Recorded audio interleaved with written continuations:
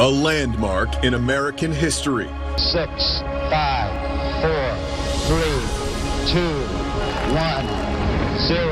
All engine running.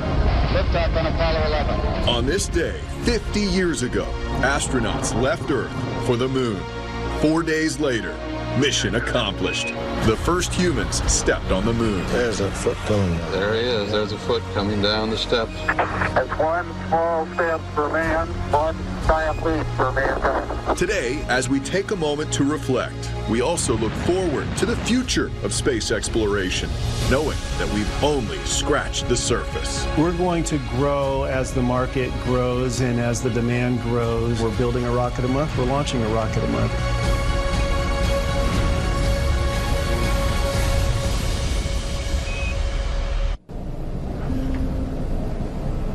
Welcome to News 6 at 6. I'm Matt Austin. Glad you're with us. We are live at Kennedy Space Center.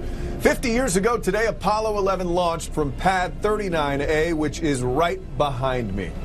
It was a big day, and tonight we're bringing you team coverage of the historic mission and its impact on our area. We've got Ginger Gadsden and Eric Von Anken both at Kennedy Space Center with me tonight, looking at two major players in the current space race and NASA's newly restored mission control. Very cool story. You'll want to stick with us for that. Now, back in the Apollo days, there was only one rocket builder, only one place to be, and that was NASA. The cost of going into space, astronomical, and so was the engineering required.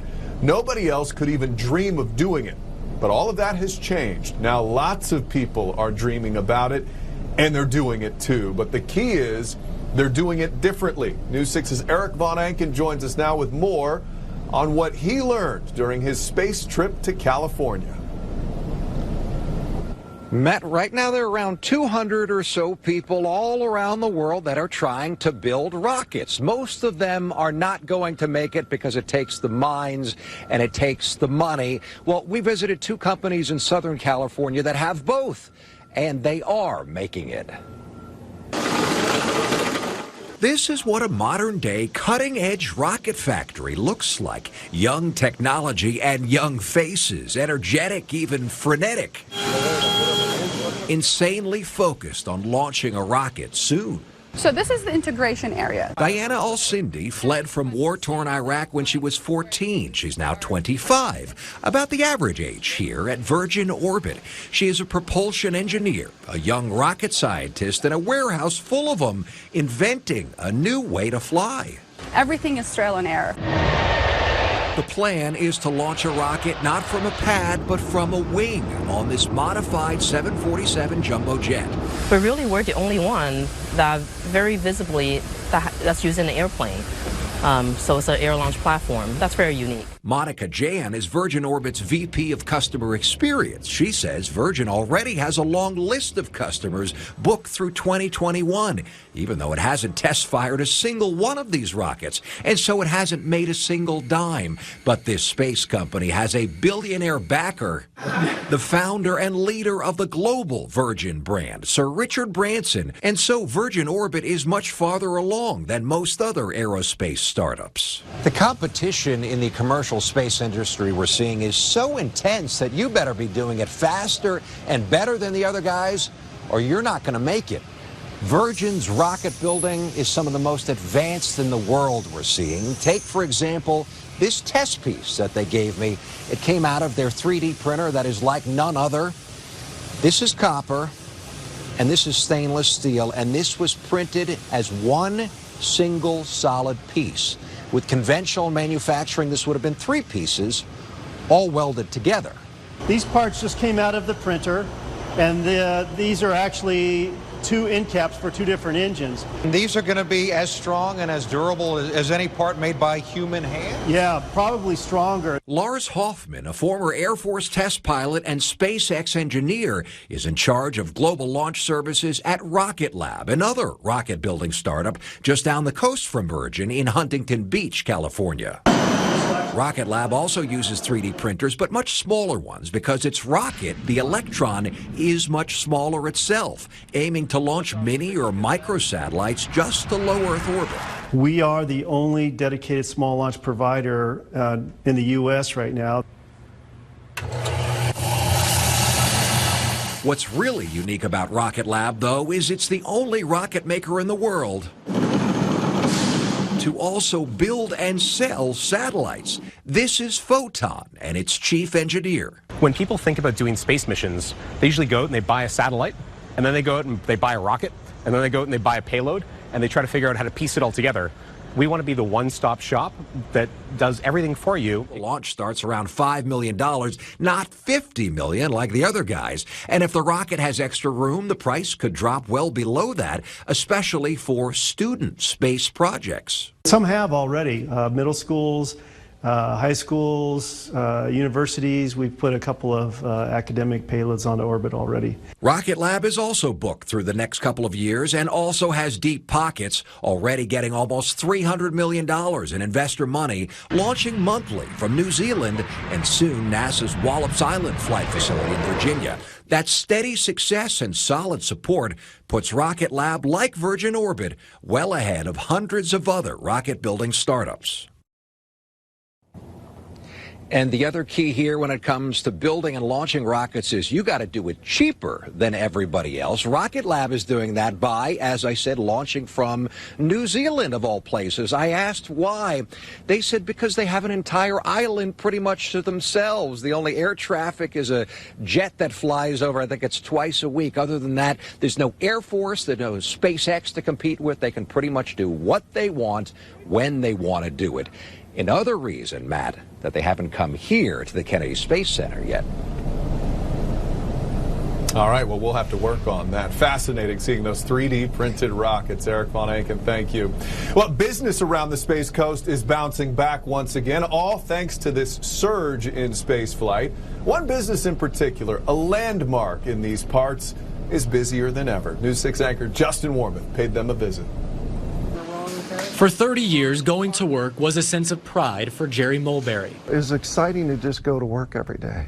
The whole thing about being a part of something that's history is just awesome. When the space shuttle program started in 1981, Mulberry was hired as a quality engineer, working just a few feet away from the crown jewel of American spaceflight. Having a shuttle launch is kind of like having a Super Bowl in your backyard every so often, and that's what it was like, you know. You'd come in and it's just a crowd of people, and, you know, they're lining the causeways to see the launch. Go for main engine start. But on July 8th, 2011, the space shuttle soared for the last time. 2, 1, 0, and liftoff, the final liftoff of Atlantis. On the shoulders of the space shuttle, America will continue the dream. The end of the program meant Mulberry and thousands of his colleagues were out of a job right in the middle of the recession. The good news for him, his wife was running their t-shirt store called Space Shirts, a few miles south of the Space Center. Was there concern that you may have to close, or were you going to stay open regardless? I think we were diversified enough with our customers that we would not have to close. You know, if you think about it, a print shop and a custom embroidery, they do that everywhere. But for other shuttle workers, it wasn't as smooth. At its peak, Brevard County's unemployment reached to almost 12%. Tammy Mitchell works at Space Shirts and remembers the economic downfall. It devastated a lot of my friends and family, and most of them ended up moving away because they couldn't make it, and it was really sad. And it's like it felt like almost like a ghost town. But thanks to the rise of commercial space companies, the jobs they're bringing back to the Space Coast, and the volume of launches, the economy is now thriving. That's also the case here at Space Shirts. And when you throw in the 50th anniversary of the Apollo moon landing, they say it's never been busier. We can't print them fast enough. Really? We cannot print them fast enough. Cannot. It's like I said, it's insane. Proof that Brevard County is back to being the epicenter of spaceflight. On Merritt Island, Justin Warmoth getting results, News 6.